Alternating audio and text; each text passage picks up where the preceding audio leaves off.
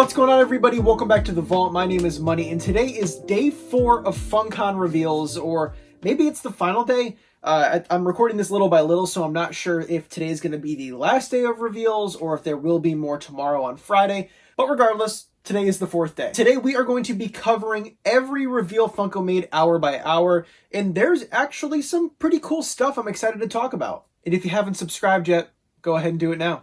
So the first reveal of the day is from The Simpsons, and we have belly dancer Homer. Now, I'm not a fan of The Simpsons. I don't think I've ever sat down and watched a full episode of The Simpsons before. But if there's one thing that I do know is that there are so many Simpsons fans out there. So this is going to be a smash hit. And it's going to be something that I think a lot of collectors pick up. Simpson Pops are high in demand. We're seeing a lot of the older commons from the most recent wave go up in price. A lot of the exclusives that have gone to FYE at previous conventions are also starting to spike in price, and I think that this Homer is A, going to be worth money in the long run, and B, is going to help inflate those prices on the other Pops from this set because it's going to drive up a little bit of hype. People are going to see this and be like, oh, there are other Simpsons Pops I've been meaning to get. Let me go ahead and get them, and we're going to see those prices go up. Plus, it's I Dream a Genie meets Homer Simpson. What's better than that, I guess? The next reveal we get is Mickey Mouse from the Three Musketeers. Now, this was an easy guess. I mean, for WonderCon, we got Donald as the Musketeer, I believe, which means that for what would have been San Diego, now it's Funkon, we got Mickey, and then presumably for New York Comic Con in the fall, we'll get Goofy as a Musketeer to complete the trilogy. Just kind of makes sense to me. They probably wanted to do Mickey as a part of Funkon because Mickey Mouse is, of course, Disney's mascot. Funkon is their own convention, so let's do Mickey here instead of Goofy. Makes a whole lot of sense to me. I know that Donald as the Musketeer was pretty popular for Disney fans.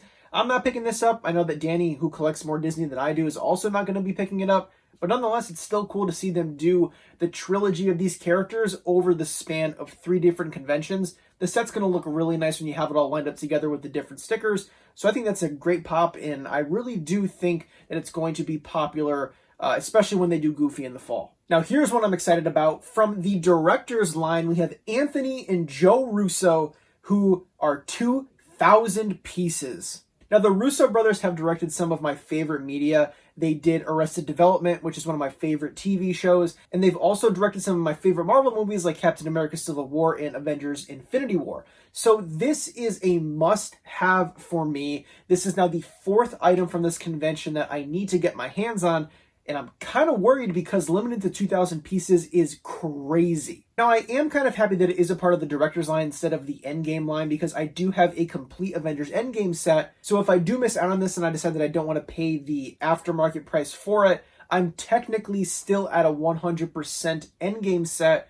I'm just thankful it's not an Endgame box because that makes me feel a little bit better about maybe not getting my hands on it. One thing I do want to say is that these are poses that we've seen before. Especially Anthony's pop. This is the pose with the hands out. Is it the dad from Schitt's Creek? I think it's the same exact body mold.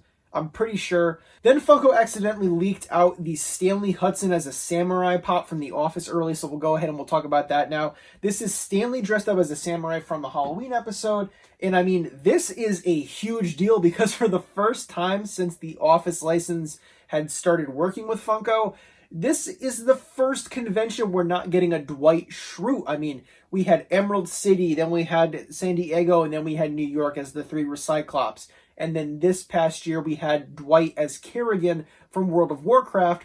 So it's just refreshing to see them do another character. And although it is, yes, another variant of a pop we already have, there's already a couple Stanleys, I'm going to take it in stride because it is nice to see Stanley as opposed to Dwight here.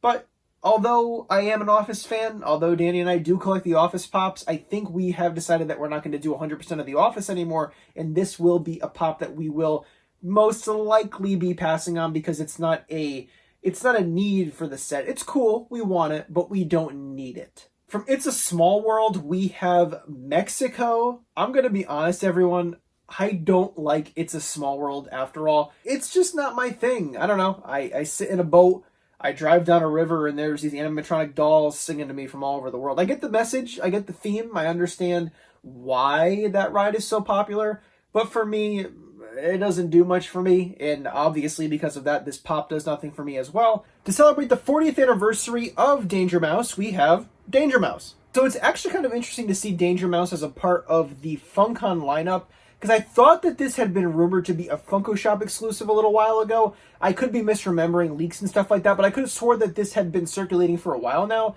So similar to the Snow White metallic that we saw during day 3, that was originally a Funko Shop exclusive, is this another exclusive that's getting the, was once a Funko Shop exclusive, now it's a Funkon exclusive treatment? It's kind of weird how Funko's taking some of these items that were rumored from reliable sources to be Funko exclusives, and then now they're Funkon exclusives. I imagine they're trying to beef up the catalog a little bit and add a few more things maybe. I don't know what Danger Mouse is. I'm not into it, but happy 40th birthday, Danger Mouse. Next up, we have Transformers Shockwave. And this will be a part of the Retro Toys line, which is pretty cool. I've been liking how for every convention we've been getting a Transformer exclusive as opposed to them doing full waves of Transformers. It's kind of like Scott Pilgrim, how for each major convention there was an exclusive, and I like that the Transformers line is doing the same thing. And I feel like if they did main wave after main wave of Transformers, they would kind of run through all their options and we'd start getting weird variants and stuff. But it's nice seeing them do different robots for each convention. So even though I'm not going to get it, I think this is awesome and I'm glad to see it. And our next reveal from day 4 is the wardrobe from Beauty and the Beast. Now, it's kind of interesting to see how, I've kind of talked about this throughout this series here on the channel so far, that like they're not lumping all of the releases together. So we didn't have a whole day of Disney. We didn't have a whole day of Marvel. We're kind of like having things kind of sprinkled in little by little. And while today is very Disney heavy, there have been other Disney reveals throughout the other 3 days. With that being said, this pop is pretty nice, I'm not going to lie. It kind of feels like an Emerald City Comic Con exclusive because of the washed out greens on it and stuff. I may have preferred it to have gone along with that bell we got for Emerald City this year. But nonetheless, this is still a cool pop. This is something that Danny will probably have to have for her collection. It'll probably be the first thing from this Comic-Con so far that she has to have. So that's pretty exciting. And nonetheless, I think it is a really cool pop. And I think it'll be one that is pretty sought after from Disney collectors. Now, we're 4 days into Funkon, right? And I don't know if I'm being overly critical of Funko, but this convention is kind of lame. I don't know if maybe Fun TV took a lot of the fun out of it, ironically, because they announced half of this stuff early, so when they officially announced it, we already knew it was coming, you know? Maybe instead of announcing the Diamond, Bulbasaur, and Squirtle, maybe just have announced the Bulbasaur. Or maybe instead of announcing both My Hero Academia pops that are presumably going to come tomorrow, just announce one of them, you know?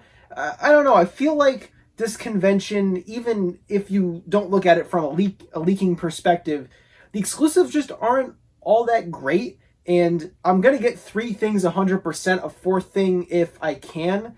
But I don't know. It's very lackluster, in my opinion. I don't know. I want to hear what you all think of Funkon down below in the comments. What pops do you need to have, whether it's from today, whether it's from day 1? And what do you think of the convention overall? Do you think that it is one of the best conventions that we've seen from Funko? Or do you think that it's to be desired? Make sure you leave a comment down below letting me know what your thoughts are on Funkon. And as always, thank you all so much for watching. Don't forget to collect what you love, even when what you love is 2,000 pieces and you kind of know deep down you're never going to get your hands on it. And as always, I will see you soon.